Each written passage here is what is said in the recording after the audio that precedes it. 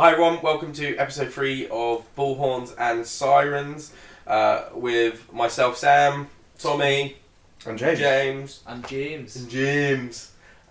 He hates it when we do that. We are going to talk about mental health today. So this episode is about breaking the stigma. That's the episode title anyway. So we're going to be talking about mental health in the ambulance service, both, as clinicians and how to manage our own mental health and well-being, and then also our approach to mental health as a demographic of our job in terms of like the patients we go to but maybe suffering mental health, how we can better our patient care. It's quite a deep subject, isn't it? It's quite a deep subject. It's quite a DMC, this, isn't it? DMC. So yeah, grab a coffee, maybe catheterise yourself, and you're probably in for quite a long talk. But how do we, because we have to manage ourselves, don't we, like on the job? So like, let's talk about difficult jobs. How and you go to a lot of traumatic arrests, don't you, on the heart team? Clearly, yeah. And they're quite high acuity and quite distressing. How do you deal with those difficult jobs, James? I think there's different ways you can go about dealing with it. Everyone's got their own kind of means and ways. For me, we spoke about it earlier on as being a student, just reflection. Chat with colleagues about the job, what went well, what can we do better for next time. Obviously, normally traumatic arrests are a result of, it's nothing that I personally have done. You'd hope. It's just been, you'd hope. It's been unfortunate accidents, car accidents, whatever, and those things are just completely beyond my control. Yeah. Which is something that, unfortunately that's happened to that person. It's not been a direct result of my actions, thankfully. We've gone in, we've done everything we can do, done the best we can, whether it be a positive outcome, whether it be a negative outcome. Come away, sometimes I'll come home, fire out a Domino's, we'll get a takeaway. For the people who didn't understand that means that he comes home and eats a Domino's. Yeah. He gets a Domino's pizza. But everyone's got their own means and ways, really. I think I deal quite well with stuff, but I don't know what you guys think. How do you guys deal with the bigger jobs? So I think it's important to be with a good crewmate, or I hope that you're with a good crewmate on difficult jobs. You're especially if you're with your regular crewmate, for example, they help you manage your afterthoughts of a big job and of things that cause. And we say big job. To be fair, sometimes it's not necessarily the big jobs that cause upset or distress or that sort of turn to mental health. It can be other upsetting scenarios, whether it be palliative care, whether it be dealing with other sort of difficult safeguarding situations or other vulnerable people. But I think just having someone you can talk to about it is because if what you've I think got is key. a good crewmate as well, you can debrief about it afterwards. Relationship with them outside of work. So Absolutely. You can sort of chat. You feel more comfortable chatting with them, don't you? So yeah. Yeah, definitely. So I remember just after I qualified, I had a run of a few rubbish jobs that I won't go into details of but they were big enough that you sort of wanted to reflect and talk to someone about them afterwards. And I think it's important to have someone that you can go and talk to, whether that be your regular crewmate or your other half or something along those lines. So I think for me, I use people on station quite a lot to talk to people that I trust, whether it be a manager that I trust and have a good relationship with, or my regular crewmate or something along those lines. I try not to take it home with me too much because you just like to keep that sort of separate work-life balance, and if you can keep jobs as jobs and they don't affect you too much, then that's what I'll do.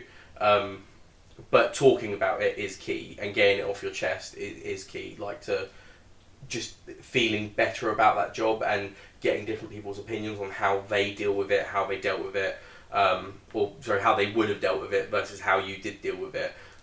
Especially from different sort of levels of experience of those colleagues and friends that you talk to. Yeah. So that's definitely my way of sort of going about it and dealing with it.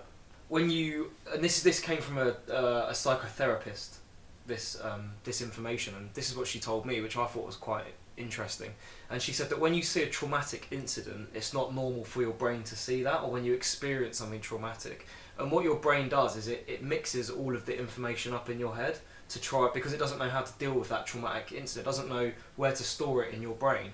And so what then happens is that you can have things like dreams, or you can have like hallucinations, or you can have, it can change your mood about how you felt about it and things like that.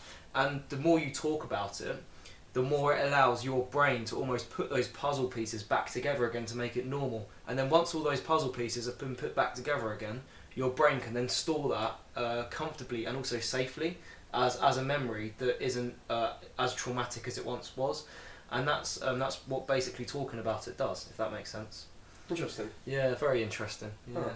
So I think talking about it is a big thing, isn't it? Yeah, and I think part of that is early recognition that you need to deal with and process what's happened, rather than let it sit there and build up. So things like some trusts use trim practitioners, which are just colleagues that have done extra training to help you manage and deal with difficult instances and scenarios. Just colleagues.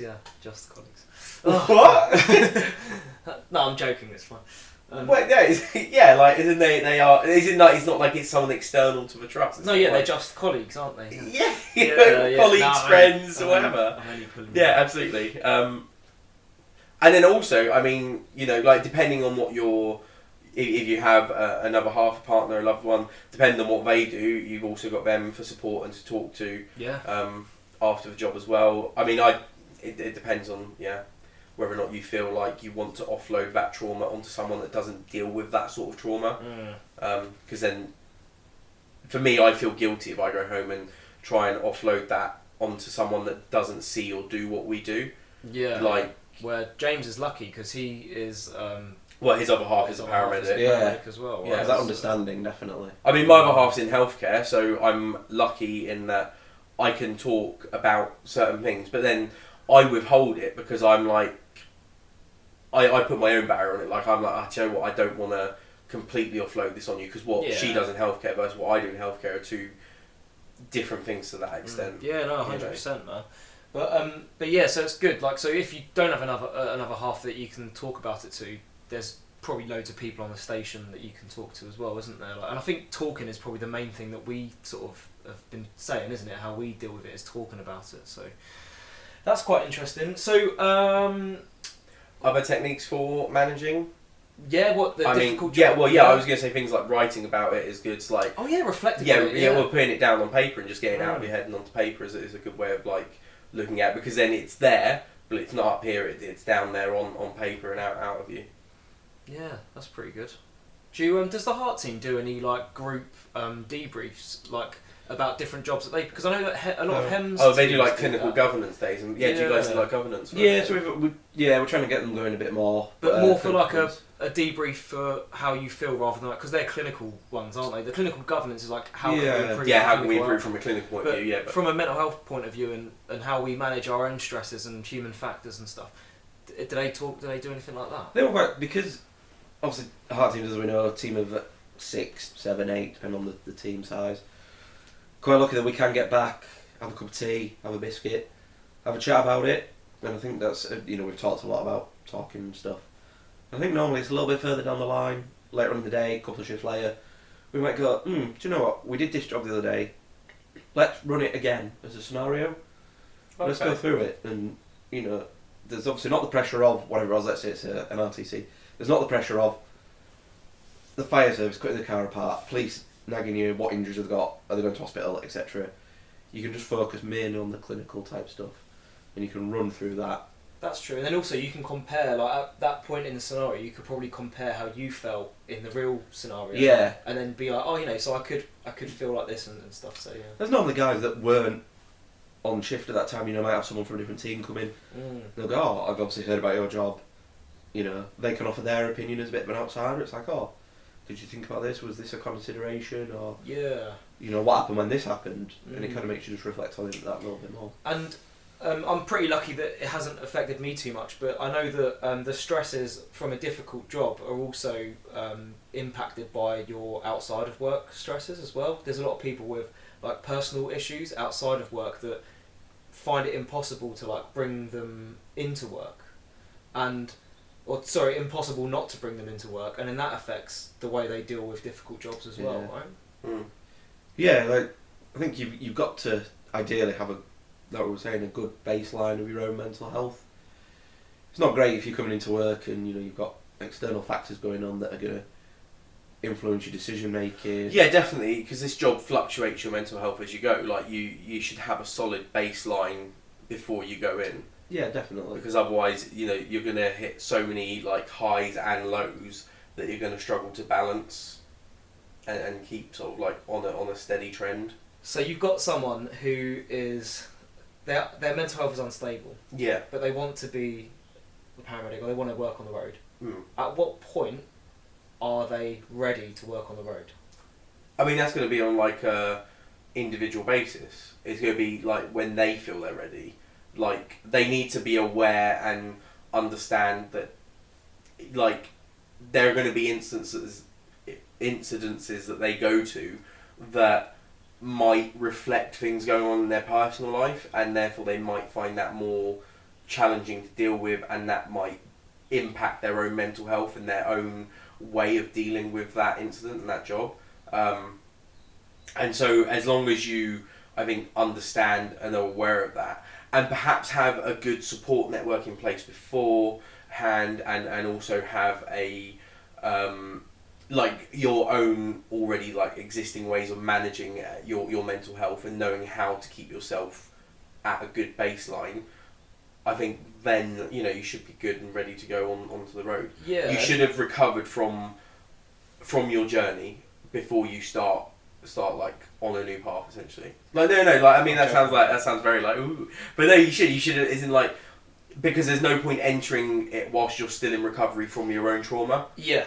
No, Like- that's true. And then also being aware of what triggers, might trigger an upset. So, a certain job, if you're having, if you've got something that's stemmed from something when you were younger, and it's something specific, then maybe seeing that again in a patient might trigger something else. So being aware of that maybe is quite a good idea to start before applying. So we were just talking about how good it is to talk, get things off your chest, to sort of try to refit those puzzle pieces in your brain.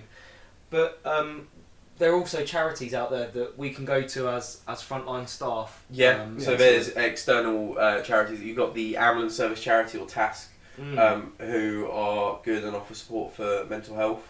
And then you've also got Mind, who do a lot of blue light stuff in terms of emergency services and supporting the emergency services for mental health. All have good resources on their websites. You've got things like Samaritans still. They have free 24/7 phone lines that you can call and talk to and get help with. And then hopefully your trust, should have its own mental health and wellbeing services and support, whether it be like a hub, a phone number, an email, that can either deal with it in-house or refer you onwards externally. Yeah, I don't know about you, but in my trust, sort of in every ambulance station, there is posters on like mental health charities and stuff, or wellbeing charities that we can then call. Yeah, we have like bulletin boards for it. Yeah. We've got an in-house like wellbeing service in the trust I work for, that you can contact and be referred appropriately through. Yeah. So I think that the job that we do is we're quite high risk of like of getting a mental health problem from the things that we're exposed to, right? It's that long exposure that can lead to PTSD, isn't it? Yeah, that's it. Like over a prolonged period of time. And what's weird is that we're exposed to all of these things that affect us, but when we attend someone that's in a mental health crisis, there's a stigma attached to that, isn't there? And I do my best in showing full empathy and respect towards that patient. I just think that sometimes we all at some point, and there are a lot of people out there still, and this is why it's called Breaking the Stigma, this episode. We all sort of sometimes roll our eyes to that patient who gets drunk every day and calls us out because she's suicidal, and that's the stigma that we're trying to break. So what we want to talk about is attitudes to the patients that we go to that are suffering from a mental health crisis, or just your guy 1 o'clock in the morning, he lives by himself and he's just lonely, and who else has he got to call? I know who's awake, 999. And there is a stigma attached to that. So what how does it come around, that stigma? I think it's probably quite like a dated stigma. So, and I think it probably has been dropped down through like generation to generation of like mentor to mentor to mentor of like people and the attitudes the ambulance service have, because I think the understanding and the recognition of mental health as an illness has changed over the years as research has changed and things have developed, and so now, you know, mental health is recognised more as a something that needs to be treated and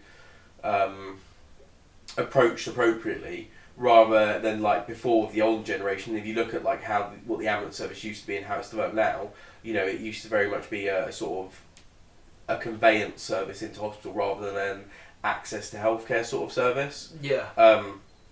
And I think it's important, you know, for the newer generation of clinicians coming through to challenge and attach that, to challenge that stigma, and you know, and you work with your old school techs, and that's not a dig at old school techs or anyone like that, you know, but just generically saying, all your paramedics that have been on the road for a very long time, and they roll their eyes, like you said, when that job comes down the MDT, or they're like, oh, I can't believe we're going to this, you know, on the way to it. And it's our chance to sort of turn around, so actually, let's not have this attitude. Let's go and let's do our very best for this patient, just the same as we would for a patient with chest pain or abdominal pain or anything like that. You know, because this person has reached out because they feel that they have nowhere else to turn, and they have now reached the end of their tolerance, that they now need to call us for help. That's it. Yeah. And I think in the modern day ambulance service, we are an access point for a lot of people, and often we are going to be the first impression someone with new onset of mental health is going to get of the healthcare services. And so it's our job to make sure that we give them a good first impression and know that there are people that are here to help them, support them, and point them in the right direction. Yeah. And I think when you talk to some clinicians, I think on the road and in the ambulance service, I think a big part of the frustration lies from, we almost feel like our hands are tied. Like, we know they need help, but it's how do we get them that help? How do we access it? That's it. Because it's difficult it's a to very, access it, isn't it? It is. It's a very 9 to 5, Monday to Friday sort of thing, whereas we are a very much 24/7 service. And these crises, for whatever reason, always tend to present in the out of hours as opposed to in the daytime. Yeah, you can't get depressed on a Friday evening at 9 PM, can you? It's but it's true, you know, and so as a result, we're left with such minimal pathways and access to refer these patients onto. And then often you go down this whole cycle of taking them into accident emergency, they get reviewed by the psych team, and then the psych team send them back out either under the home treatment team or a referral that's then going to take ages, and they've not got the help that they've sought. Yeah. But I think the most we can do in between that to bridge that gap is change our attitudes and perceptions and let them know that there is someone there, give them the right referrals, whether you're referring them to like a charity like Samaritans or to a crisis team, and just sit and listen and be understanding and empathetic of the problem. No, 100%. Rather than being dismissive or making jokes or laughing at their expense. And not saying that people do that, but I think realistically, being people on the road, but people do it, yeah, unfortunately. They do you know. So, you look like you're about to say Yeah, something. I was going to say, I think we need to try and expand our own knowledge on mental health presentation, mental health conditions. So for me, I've not really struggled too much with mental health, luckily, and sometimes it can be difficult to relate to the patient. You know, if we got someone who's broken a bone or something, that, you know, someone's got some tummy pain, we've all had tummy pain, you know, a lot of us have broken bones, we can relate quite well to that. Whereas with mental health, you know, a lot of us haven't suffered with it, so it's difficult to kind of put our own, you know, to take on board our own experiences with mental health and associate it with it, and that's, I think, where a lot of the difficulty lies sometimes. Yeah. I think sometimes a lot of students feel let down through universities, through, you know, education, because they don't get taught anywhere near as much about mental health as they feel they should. Yeah. I know it's up and coming, and you know, a lot of my universities now are taking that on board. So we were very lucky at our university. One of our actually, I think I don't want to name drop because I don't know if she'll appreciate me name dropping her, but one of our, like, I think she's the lead of the paramedic program at St George's now. She introduced the mental health module into the paramedic program at St George's. Yeah. And do you know what? It was very helpful, and again, it helped break that stigma and gives people a better understanding of the type of jobs that we go to, because obviously mental health is a big part of our role now, and she was trying to incorporate that and give a better education and understanding to her students of mental health and of the parts we play, and how we shouldn't just be instantly dismissive. And sometimes people will call, and then the moment you arrive they'll bat you off and say, oh, I don't need you anymore, and it's very easy to just say, okay, fine, have a nice day. But sometimes you need to, as she sort of taught us, you need to push a little bit more and explore the reasons. Exactly, explore into that call and be like, oh, okay, well, before we go, are you sure you're okay? Are you sure there's nothing else we can do for you? You have called in the first place, and things like that. It was a really good module. We had to, we did an essay for it that was like case study based, and I took a lot from it personally, and it was refreshing to see that sort of thing within a paramedic program, because if you look at like a lot of the other programs across the country, like James said, it's still very up and coming and still being introduced gradually. Hopefully they'll get there with it, and some of the newer students we're going to see through, hopefully they'll have a bit more of an understanding of mental health presentations, conditions. I tried to change my approach by remembering that we all started off the same as babies with no issues, and it's certain things that might have happened throughout their lives that have led them to that particular point. And they weren't born an alcoholic who lives in a really disgusting flat, for example. There was something that led up to that point, right? And it's, I think that's important to remember, that we are all human, and we all have feelings. We all react to different things, and we don't know what might have happened for them to come to that. We're all lucky that we haven't had anything major happen, but it only takes something small to knock you off of that pedestal, and bam, you're homeless. You've lost your family. The only way that you know how to cope is through drinking lots of alcohol or something. I keep going on about the alcohol. I think I just see a lot of alcoholics at the demographic that I work in. But yeah, and I think that changes our approach, and to understand that there's been lots of things that have led up to that particular point, rather than just saying, oh, that's them on a plate, And so I think a good way sort of moving forward for us to continue to, develop how we practice and how we support patients with mental health is to develop our own practice. It's to read the research, read the evidence, look for existing referral pathways in your area, look for potentially ways you can implement new pathways, talk to the right teams and management and people like that help with that sort of thing. And then also look at like courses, CPD courses, things like that. You have things like mental health first aid. A lot of trusts offer sponsorship for courses like that now. If it's there, take it, do it. It's a good additional thing to have, and an additional skill to have. Even if you want to get a few people together on your station or in your cohort, or whichever work world you work in, whether it's frontline or GP or wherever you are, pull people together and say, actually guys, I want to understand this topic a bit more. Can we look into a group course, a team course that we can do together? We were really fortunate on our course where we did this mental health module. We had some external speakers, talk to us about like mental health and their experiences. We also had one student on our course who had experience of her own like mental health before she became a student, and she was like a heavy user of the ambulance service, and so she was able to talk to us about her experiences and how we as clinicians helped her, and what she did like, what she didn't like, what she found. And actually that's really insightful to listen to a patient that's now recovered and understand what did we do well, what didn't we do well, and bits like that. I think you've got someone to recommend as well, Tommy. Oh yeah, I was going to say, this is a bit of a name drop / shout out that she isn't aware of, but I'm sure she'll be happy for this.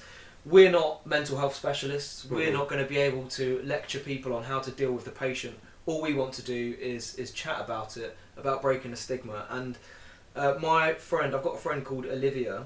She used to work for the ambulance service, but she runs a company called Changing Minds Training, and the Instagram is that at Changing Minds Training. And she offers courses in mental health first aid, but even on her Instagram, she's got lots of really interesting information and posts. and she posts stories as well about, you know, different quotes and different things that are really interesting. That offers sort of a further look into. But yeah, give her a look, give her a follow, and see if there's anything there that might you know, change your approach to the patients that we see complaining of mental health problems. Talking about that, the HCPC have standards to our attitude towards mental health problems, don't they? Yeah, I mean, they've changed it now to the kind of onus is on us as paramedics to look at our own mental health. So I've got it up here. So Oh, fine. So it's more on our own mental health. Yeah. As opposed to how we. Yeah, you know. So it's about how we as clinicians look after our own well-being and mental health, and how, like James said, it's now more on us. And it's really good if you're not aware of the updates to go and have a read of them. James, I think they've realised if you look at a lot of the fitness to practice hearings, a lot of the times mental health does crop up. Yeah. Mental health of the clinician, which is maybe why they've ended up dealing with the HCPC. But, you know, saying here, registrants must understand the importance of their own mental and physical health and well-being strategies in maintaining fitness to practice. And then develop and adopt clear strategies for physical and mental self-care, self-awareness to maintain a high standard of professional effectiveness and a safe working environment. There you go. So kind of having that self-awareness that you might be struggling with your mental health. Just, you know, keeping an eye on yourselves. Is it self-care? Self-care. Bit of L'Oreal. And your team. Yeah. And it would be. So I think we're at that point, aren't we, where we go to the questions. We have. We had some more questions. More sent in. Some more sent in. Awesome. Yeah. So Rihanna has asked us, I am due to qualify in July. Do you have any suggestions on how I could pick a trust to work for? I think that's similar. It's almost a similar question to how to pick a university. Yeah, we had how to pick a university a couple of episodes ago. You know, I think a lot of people are influenced by their hometown. So, for myself, when I was a student, I moved away from home. I didn't necessarily move straight back home. Depends where you work. It depends what you want. You know, if you want more of a rural setting, you may look at somewhere like the southwest. You know, northwest towards the Lake District. You might prefer the busy city of life. You might look at London. I think it's not necessarily influenced by, you know, where you want to work, where you want to live. That's it. know. Yeah. Don't take it all as, oh, I want to work for this trust. You know, it's like, oh, I want to live in London. I want to live the London life. I'm going to work for London Ambulance. It's a good advertisement for the. Yeah. I would say also look at what, although you've only just qualified, look to the future in terms of what do you maybe want to do career progression wise. If you do want to progress, what trust offers the best pathways, you know, like for if you're looking into critical care or air ambulance or, you know, primary care and urgent care, that sort of thing. Look who has the best sort of sponsorships and for master's degrees and bits like that, if that's where you see your career heading, or who has like the best sort of management structure and management routes, if that's the way you see your career heading. Yeah. You know, bits like that. And also, you can move trusts at any point in your career, can't you? So it's Yeah, not, absolutely. once you've picked one, it's not like that's the end of the world now. However, I would say pick a trust that you ideally want to stick at for your NQP years, because it's easier probably just to do your NQP portfolio. Although some trusts will carry your NQP portfolio over, it's probably easier just to do it with the one trust that you start with and do it for those 2 years before you move on. Yeah. A lot of people tend to just pick the trust that they've done their placement with because it's what they know and have learned over the past sort of 2 to 3 years of their course. Yeah, that's it. Yeah. But no, yeah. I hope that answers your question, Rihanna. Cheers for that. Shannon has asked. It's quite a good question actually. Before I picked it out. I am struggling to think of a topic for my dissertation. Do you have any advice to help me? This is a question I hear a lot from students. It's like, so obviously dissertation, big project, 8 to 10,000 words, give or take. I think the key thing is talk about something you are interested in. If you're interested in diabetes, go down the diabetes route. If you're interested in trauma, something trauma related, it's very easy to get onto a topic where there already is a lot of research out there. Adrenaline and cardiac arrests, there's plenty of research there, you know. manual CPR versus CPR devices. Loads of research done. Pick something that is a little bit more niche, something that is a little bit more something that's not been covered already. Still, the weather's a little bit out there, but needs a bit more development. But definitely a topic you're interested in. If you're going to write about something you're not interested in, you're going to lose the will to live very quickly. That's true. Yeah, you're going to be reading articles that you just don't care about, isn't it? I suppose. Yeah.